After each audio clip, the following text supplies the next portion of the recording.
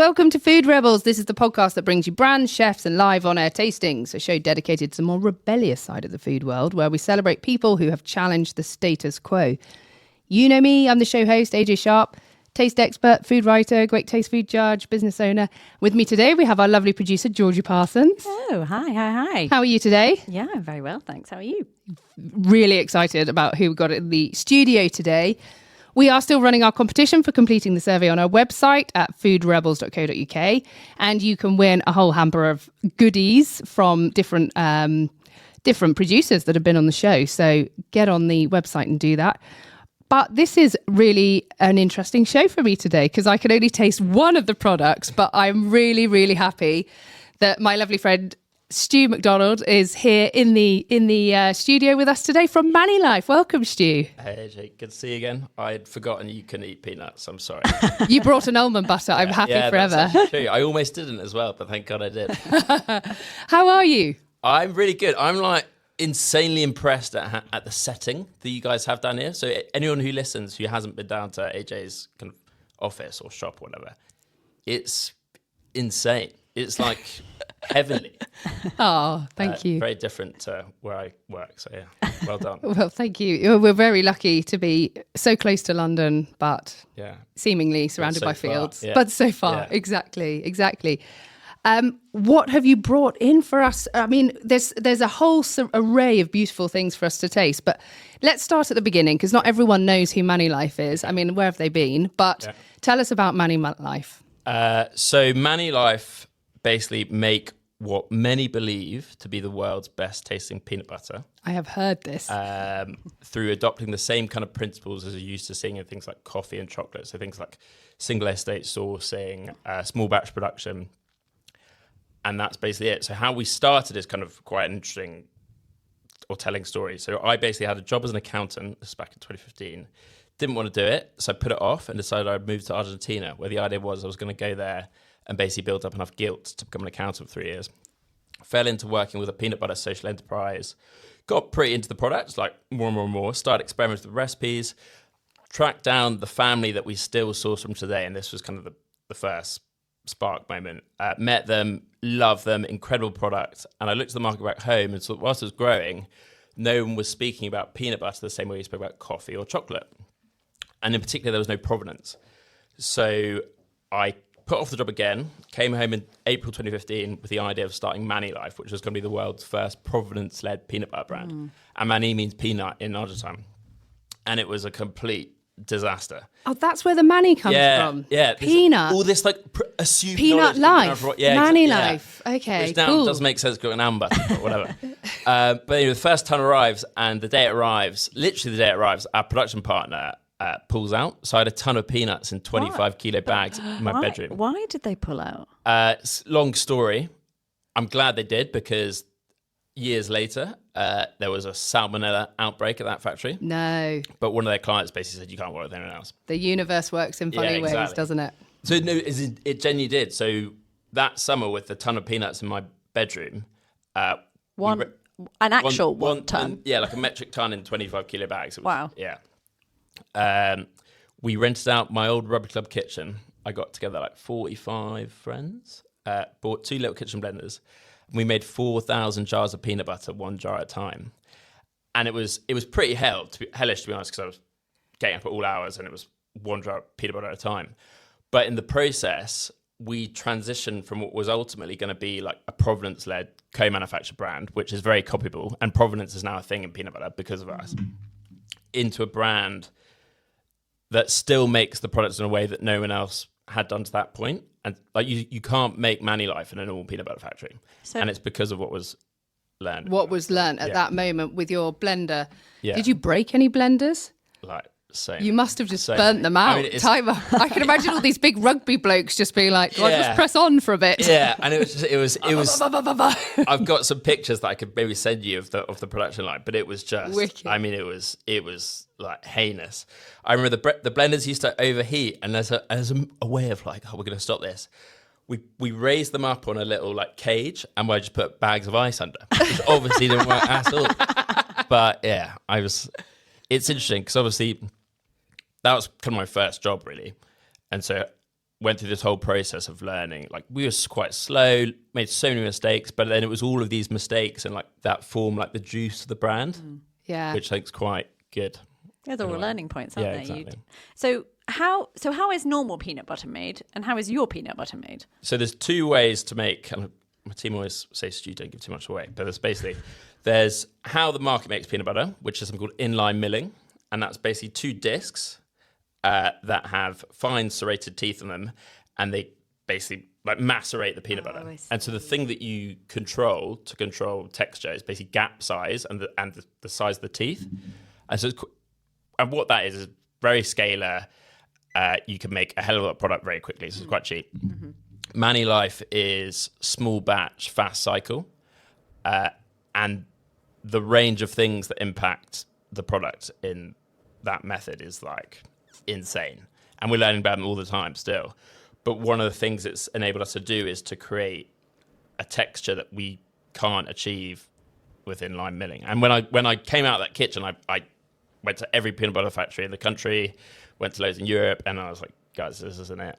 So we kind of like, I guess. So what's special about the texture? Because it's like you get a smoothness but a thickness, whereas when you have a smoothness with the inline milling, because it's done by maceration, it thins it out. Right. Whereas ours keeps its texture. Yeah. So you still get crunchy bits and like real genuine. So the crunch bit is separate. And the crunch bit, that's I've actually actually managed to keep secret since I started. So can't talk too much about that. Okay. There is some proper secret stuff that goes on with that. Wicked. But yeah, it's like a thick creaminess, but also a smoothness which you can't get. And we think it's got something to do with like the aeration that occurs. It's wicked, and it's not separated. It's one of the things with nut butters; they often separate. Yeah. So one of the reasons that maybe ours will be less separated than others is because we make every day. Right. So it's probably a fresh batch exactly. that you're buying. Whereas how the bulk of brands are made, they're made in like co-pack factories. They'll make maybe once, twice a month. Maybe far away, and then exactly. shipped over. Yeah.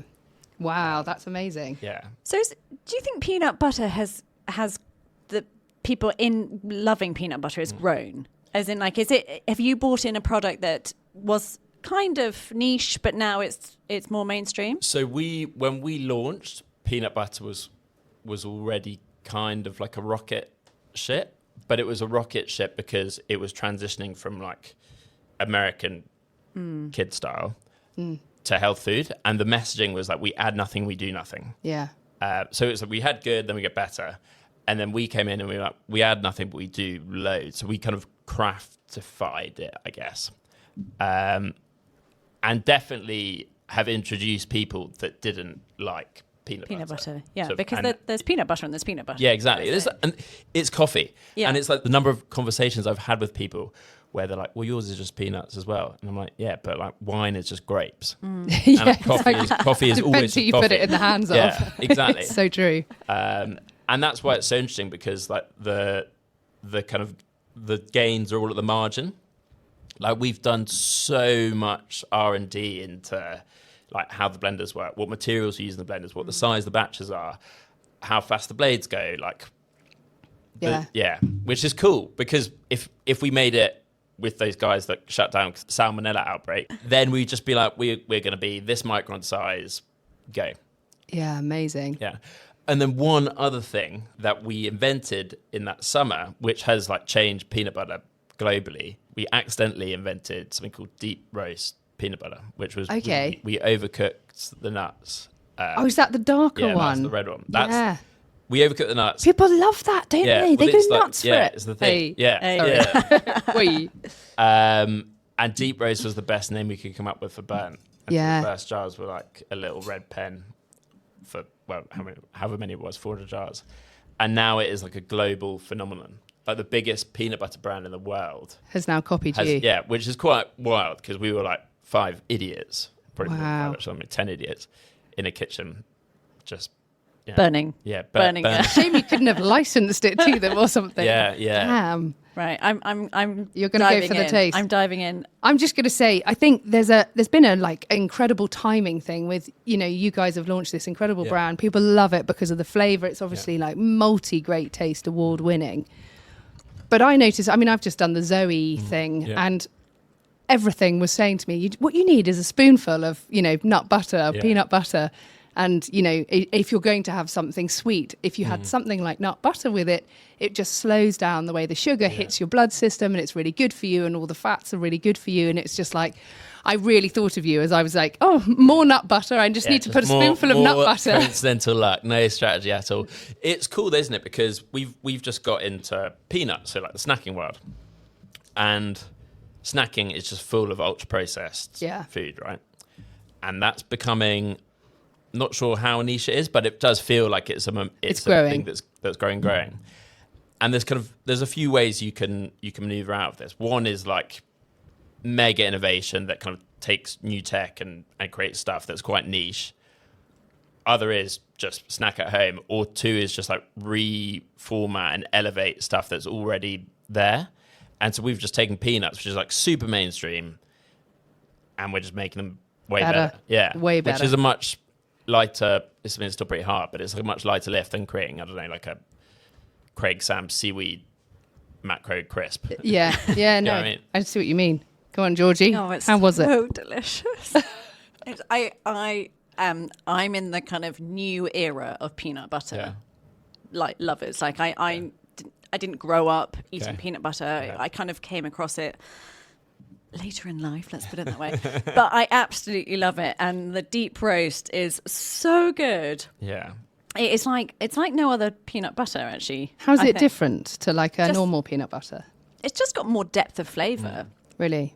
And does the roast give it like a caramelization? Yeah. Nice. It's really nice. It's really nice. And actually, what you were saying about health-wise, because when I had to give up sugar, when I was really craving sugar, I would have a massive teaspoonful of peanut butter, and that would just stop all my cravings for it. And it fills you up pretty well as well. It's quite hard. When I say this, people say they binge on it, but I feel like it's quite hard to binge eat peanut butter. Like it's not like a Haagen-Dazs where you can sit there and just absolutely smash it. Like, so it's like inherently good for you in many ways. Well, it's a real food, isn't it? Yeah. You can't binge a lot on real food in the way that you can if it's, you wouldn't sit and eat 4 carrots back to back, but if they're carrot crisps, you might actually sit and eat 4 carrots back to back, but it's because it's been processed in such a way to make it easy to digest, isn't it? What are the health benefits of peanut butter?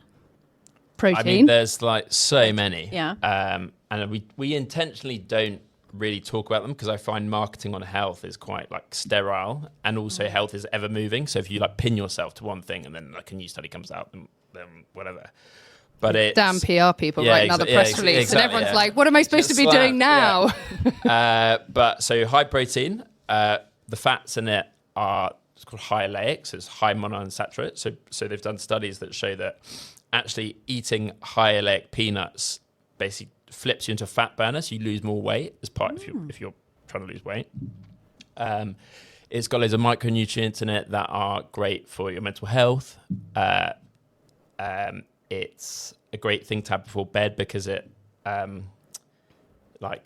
calms the nervous system, is what I've been told. Oh my goodness, I had no idea. It's pretty well. I mean, so I'm pulling all this from a talk that I was given at the World Peanut Forum. So love it. Yeah, there may be. I actually spoke at it. It was class. Amazing. And this woman spoke for like an hour on all the benefits. How many of these have been like peer review studied?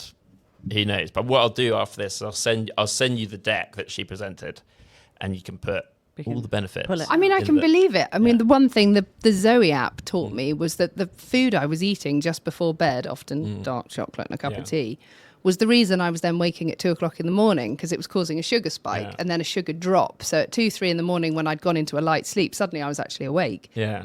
And what it was saying was, have some nut butter or a piece of cheese or something that's much slower release, that's not going to cause a spike and then a dip. And actually, I'm sleeping so much better. So I could completely believe that actually really helps in that respect. Yeah, and it's quite funny because I learnt this when I was just like savagely stressed at work, and I was like, I wasn't sleeping well, and I went to see a nutritionist about it, and she's like, Stu, you just need to eat like 2 tablespoons of ManiLife before you get to bed.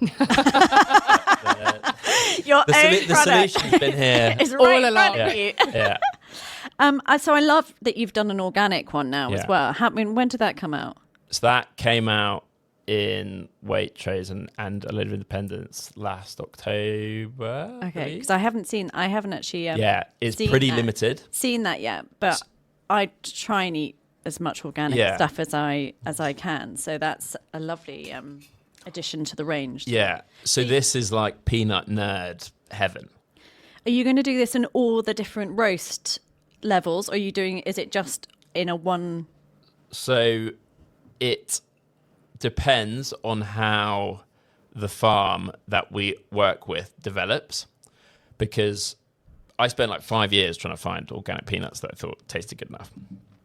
So this is a different farm to the one that you use. now. Still in Argentina. Still in Argentina. And organic peanuts in Argentina are like incredibly rare. Like this was like treasure trove stuff. And we are the only peanut butter brand in the world. The reason why we're not expanding it super fast is because organic harvest, because you don't have the same degree of tools at your disposal. Like if you have a bad weather year, the harvest can pen back like halved. And so if we were to put this everywhere and get really excited, and then 1 year it's like it's a drought year, for instance, we'd be. So your yield, you can never know what your yield is going to be because we it's buy organic. we buy basically all their peanuts. So it's like quite, and we've got a backup, but it's quite exciting. And this year the harvest is a bit later, so we've been like scrambling around trying to get it, and we just closed them last week. Amazing. That is actually really delicious. So that's not a deep roast one. This is I would say this is more like a mid-range. Yeah. But still absolutely delicious. And that's a crunchy. Do you do it in a smooth as well? Smooth, yeah. So we developed the roast to like fit the peanut, which is cool, because we're sophisticated like that. But I think if we do get the signals that the crop is like expanding each year, we will probably bring out a deep roast version, because organic's way bigger in Europe as well. So this is like our spearhead into Europe. Okay, interesting. Yeah. I have just tasted the almond. Do the almonds come from Argentina? The almonds come from Portugal. Oh, from Portugal. Yeah. Okay. So this is actually quite a good story. Okay, cool. So again, spent like 2 years trying to find almonds that we thought were better. Generally, when ManiLife launches a product, how we kind of okay it is blind taste test in the office, and it's unanimous. If we don't have that, we kind of tinker. And I've been spending ages, and almonds generally, like 95% of the almonds in the UK come from California. Yeah. 80% of the world, and all the nut butters use California almonds, and I didn't really want to use that, but wasn't finding anything, and then actually snuck into a dinner party, and I ended up sat next to this guy called Jose, who turned out to be like an 8th generation almond farmer, and then we got his almonds. You are the king of manifestation, aren't you? It was cool, and he's a great guy as well. So our thing is like, we source the best and work with people we love, and he's one of those. Follow the flow. Yeah. What did you think of that? I really love it. It's got such a beautiful depth. And I really love that you can taste the crunchy chunks of almond in there, and they're still crunchy. They've got proper like texture to them. It's funny because I don't think I've ever had an almond butter with the actual With piece of crunches. almond No, nor in have I. it. It's only ever been blended smooth. Yeah. So that it kind of confused me because I thought, oh, this looks like a peanut butter. Yeah. But actually, obviously, it's not. There's something so filling, and like I suppose that's why you love the peanut butter. There's something so satisfying about a nut butter that's it's like rich, and it's really hitting that. Feels like something naughty. It's properly indulgent, but it's kind of not at the same time. Do you have peanut butter tasters then? Do you Yeah. have people who are like specialists in peanut butter tasting for your, your new product development? So we are our own specialists. So if you look at, when we launched ManiLife, the kind of adopting coffee principles thing was something which was really true from the get-go. And so I spent quite a lot of time looking at these categories like coffee, wine, beer, and seeing what we can learn from them. And one of the things that they all had that peanut butter didn't have was tasting schools. Oh, right. Yeah. And it's like very kind of regimented tasting. Like coffee connoisseurs. Yeah, exactly. Yeah. And so a few years ago, it's going back 2020, 21, I basically developed with London Coffee School, actually, the world's first peanut butter tasting school. Wow. And because it didn't like scale, we kind of put it to one side and it's like, we don't have time for this. And then as over the last few years, I've begun to kind of realize that like the true magic in brand creation is stuff that doesn't scale. So we've now started to roll it out, and it's just this amazing tool for onboarding new team members, the trade. We're gonna try and do a few like special consumer facing ones. Nice. And it's awesome. And because it's all knowledge that I've kind of picked up over the years, I'm always a bit like, is this interesting for everyone? But when you take people through it, they're like blown away, mesmerized. Yeah. So do you put a whole load of different types of peanut in front of someone and say, taste this one? This one is earthy? And Yeah. So that would be one version of it, and Yeah. we've got like taking you through the roasting spectrum bit of it currently. Okay. Yeah. But you could just as well do Chinese, American, Australian, Argentine, and you can really see the difference.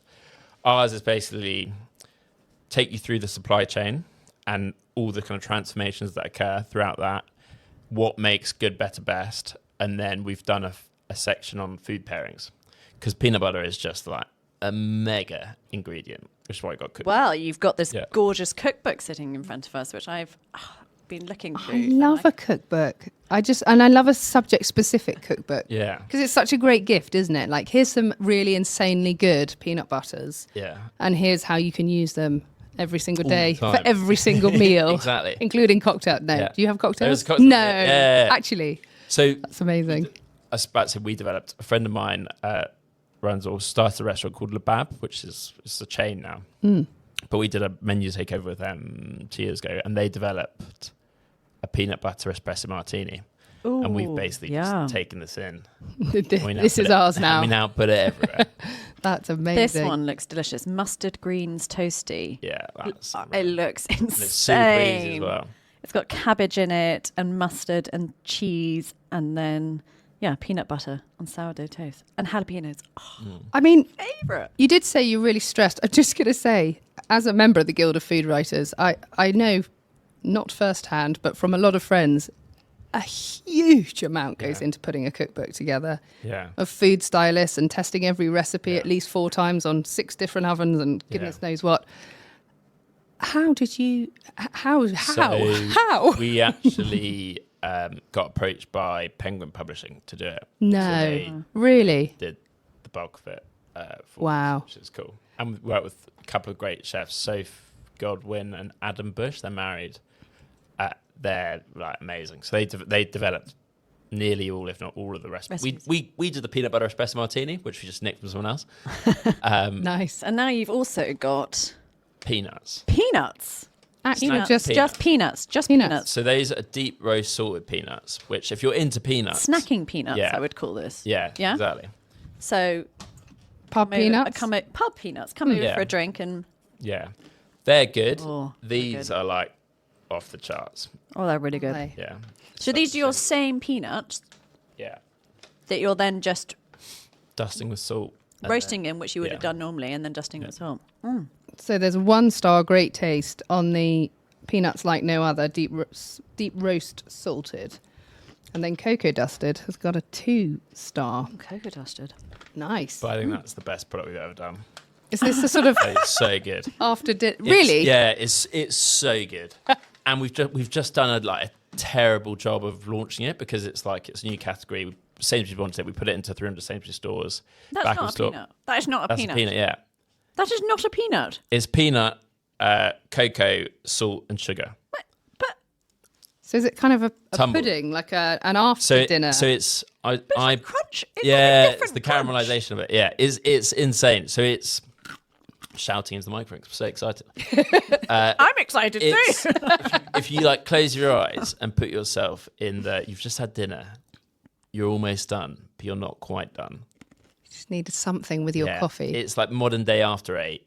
And That's it also, amazing. so I think that's the moment, like just after dinner. But then it also goes really well with coffee. That's delicious. They're insane. I always know if Georgie likes something when we're recording, because quite often she'll take a small bite and then she'll put all the rest of it down. This time she's taken a huge handful and eaten every last one. Yeah. They won't go back in again. That's amazing. I didn't know what to expect on that, actually. Yeah. That's interesting because it's cocoa and chocolate and And I think that's probably part of the challenge, is that people see it, don't know. If they haven't been told about it or they haven't tried it, they're like, Why would you move pick on. it up? Yeah. You don't know. I can understand why it's got a great taste 2-star, because that is really different. Really different. Well, if anyone wants to taste some, you've got a discount code for it. I can't remember what I said it was. It's but Food Rebels 20, That's what which is 20% off on orders over £15. So go On the website. On the website. Yeah. What's your website? www.mani-life.com. But hopefully if you Google ManiLife, it should come up. no It should longer come up. no longer comes up with ManuLife. You know, the like Canadian pension fund or whatever. No. I didn't know that, no. And you've got some cool collabs coming up, haven't you? With is it Joe and Seth's and So the Joe and Seth product is here. ah, So we launched Joe and Seth's launched popcorn. So launched in Tesco in the salted in caramel. February or March. And the story Oh, I behind haven't this tried one- the salted so this one's caramel. pretty good. Goodness, Just make gosh. sure you stir it up. But the story behind this one is we do Taste of London every year. Yeah. And we're often near the Joe and Seth guys, who are a great team. I saw you on Instagram in your deck chairs. Yeah, in the rain. And I think it was 2 years ago, Thursday evening, we were quite pissed and we were like, let's just play around. So we were mixing in Joe and Seth's salt caramel sauce with our peanut butter. And we all tried it and we were just like, oh my God. This is insane. This is unbelievable. And that, it's good, isn't it? Yeah. It's really good. That's really good. Oh, that's really... there's a yummy sweetness to that. Yeah. Wow. And we're kicking off this thing that we're calling ManiLife Signature Serves, Yeah. which is like partnering with restaurants or food operators. Nice. The idea is every month we have a new one. I think it's pretty heavy lift. We might do one every 2 months and then eventually one every month. But we kicked off our first one last month with Crosstown Donuts, which was their 10-year anniversary, and we developed a donut with them, which was, again, like a peanut butter stuffed donut. Yeah. Wow. Was it peanut butter and jelly, or was it just peanut butter? It was salted caramel, peanut butter, banana. It's pretty good. It was actually and then these cocoa dusted nuts sprinkled on top. Oh, wow. So we got a few in the pipeline, and hopefully I could. Watch Instagram to see more. Yeah, exactly. Amazing. Oh, I could chat to you all day. This has been so fun. Thank you so much for coming in, Stu. It's been Thanks, so great to have you in the studio. Thank you, Georgie. Any final thoughts? No, I'm Going to tuck into that bag of I'm peanuts. full of peanut. I love it. I love it. Oh, it's really sad to come to the end of the show, but you've been listening to Food Rebels, which is available on radio stations around the UK. You can also listen on Apple Podcasts, Spotify, Audible. Please remember to subscribe and rate us with 5 stars, hopefully. It makes a huge difference to our podcast. We're also on Instagram @food_rebels. Thanks for joining us. Make sure you taste the rebellion.